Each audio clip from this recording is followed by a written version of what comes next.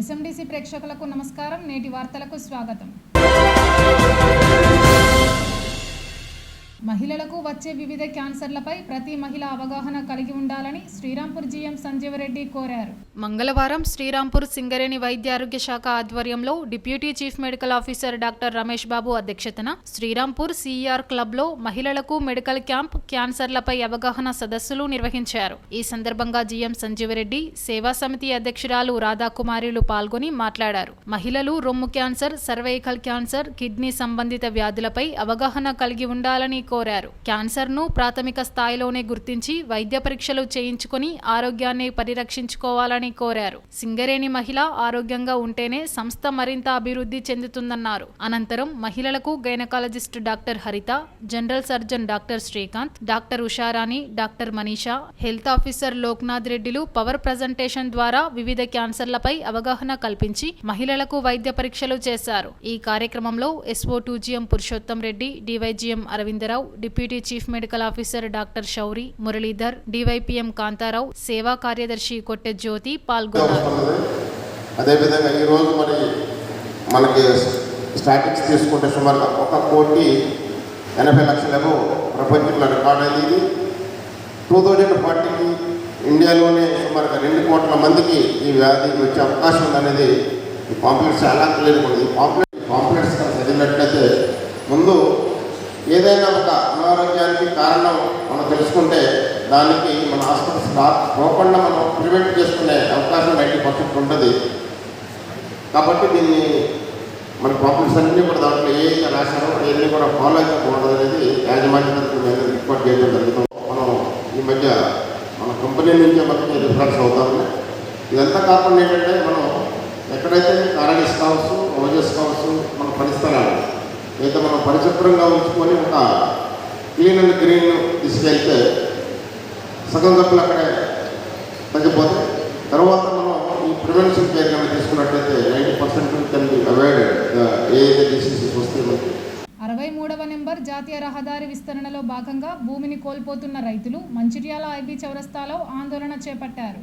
రహదారి విస్తరణను నిరసిస్తూ రాస్తారోకో చేశారు. రహదారి విస్తరణ కోసం, భూసేకరణ కోసం RDO కార్యాలయం నుంచి నోటీసులు అందజేశారు. దీంతో ఆగ్రహించిన హాజీపూర్, లక్షట్పేట్ ఇతర మండలాల రైతులు RDO కార్యాలయంకు తరలివచ్చారు. RDO కార్యాలయంలో గంటల తరబడి నిరీక్షించిన RDO స్పందించకపోవడంతో ఆందోళనకు దిగారు. రాస్తారోకో కారణంగా వాహనాలు ఎక్కడికక్కడే నిలిచిపోయి ట్రాఫిక్ అంతరాయం కలిగింది. మంచిర్యాల జిల్లాలోని మోదెల, లక్షట్పేట్, ఇటిక్యాల, పోతపల్లి, సూరారం, గుల్లకోట, హాజీపూర్, దొనబండ, పడతన్పల్లి, నర్సింగాపూర్, గుడిపేట్, ముల్కల్ల గ్రామాల రైతులు భూమిని కోల్పోనున్నారు. RDOతో మాట్లాడి సమస్య పరిష్కరించేందుకు కృషి చేస్తామని పోలీసులు హామీ ఇవ్వడంతో ఆందోళన విరమించారు. రహదారి విస్తరణతో రైతులు నష్టపోకుండా నిర్మాణం చేయాలని రైతులు కోరారు.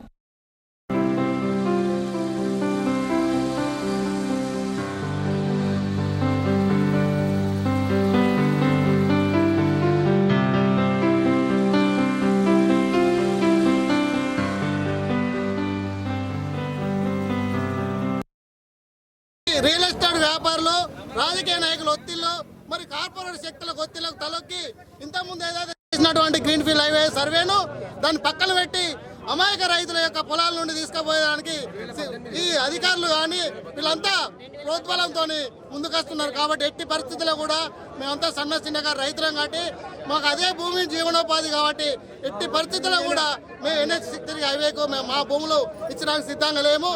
అదేవిధంగా మీతో మాట్లాడతామని RDO గారు మాకు నోటీస్ ఇవ్వడం జరిగింది. ఆ నోటీస్ ప్రకారం మేము గౌరవం కొద్దీ RDO గారి గౌరవం కొద్దీ 9 గంటలకు RDO గారి ఆఫీస్కి వస్తే ఎండలో నిలబడి గత 4 గంటల నుండి నిలబడి మేము రిక్వెస్ట్ చేసినా కూడా RDO గారు వాళ్ళ కుర్చీని వదిలి బయటికి రాకుండా మమ్మల్ని రోడ్డు పాలు చేయడం జరిగింది.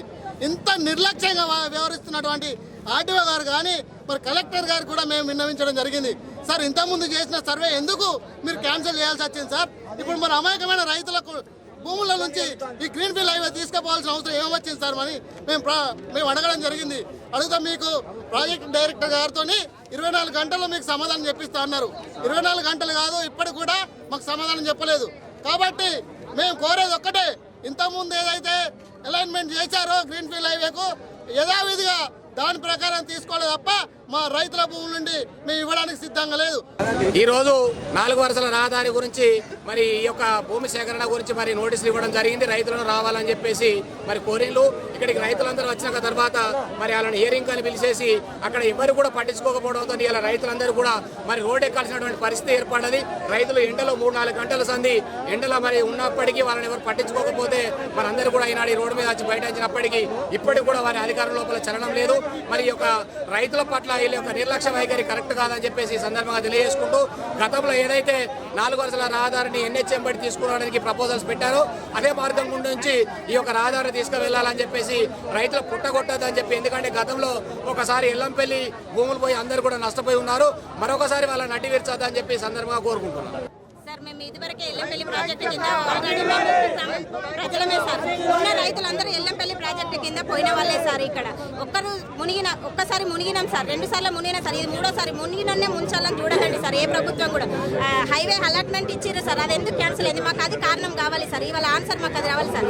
మీరు ఉన్న భూమి ఎకరాల భూములు లాక్కున్నాక మేము ఎలా బ్రతకగలుగుతాం సార్? మా పిల్లల భవిష్యత్తు ఏంటి సార్? వాళ్ళు చిన్న పిల్లలు సార్, మేము రైతులం సార్, మేము భూమిని నమ్ముకొని బ్రతుకుతున్నాం సార్. ఇంకోటి మాకు ఏం లేదు సార్, మాకు వేరే ఆధారం కూడా లేదు సార్.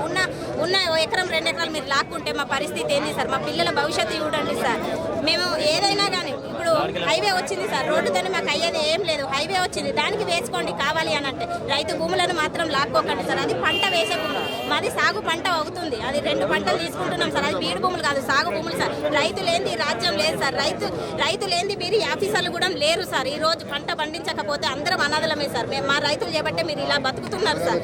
మా రైతుల భూములు లాక్కోకండి దయచేసి చెప్తున్నాం మీకు. మా రైతులను మమ్మల్ని బతకనివ్వండి.